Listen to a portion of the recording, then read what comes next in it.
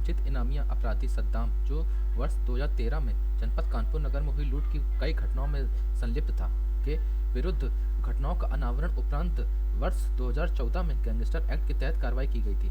उक्त अभियुक्त तभी से फरार चल रहा था और लगभग 12-13 वर्षों से गिरफ्तारी से बचता आ रहा था।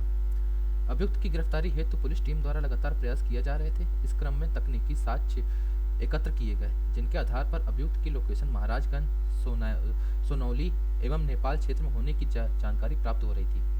दिनांक 19/3/2026 को सूचना प्राप्त हुई कि अभियुक्त कानपुर नगर आया हुआ है।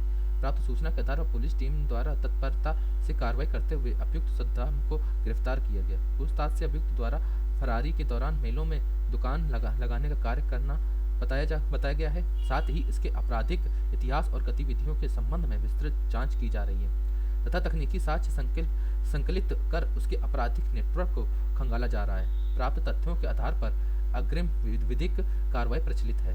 कानपुर समाचार संवाददाता रमेश कश्यप की खास रिपोर्ट। देखिए, सद्दाम नाम का एक अपराधी 2013 में उसने कानपुर नगर में कई लूट की घटनाएं कारित की गई थी। उन लूट की घटनाओं के अनावरण के पश्चात इस पे गैंगस्टर एक्ट की कार्रवाई 2014 में की गई थी। उसके बाद से ये लगातार फरार हो गया था और करीब 12-13 वर्षों से वो फरार चल रहा था। हमारी स्वॉट की टीम लगातार इसके पीछे लगी हुई थी। टेक्निकल एविडेंसेस कलेक्ट किए गए थे।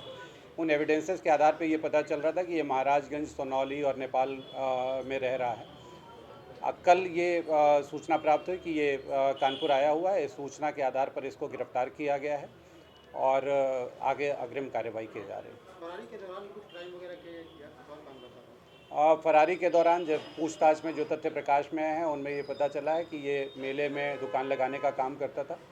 निश्चित रूप से क्रिमिनल है, छूट करके भागा हुआ था तो कुछ ना कुछ कर रहा होगा। इसके बारे में विस्तृत जांच की जा रही है।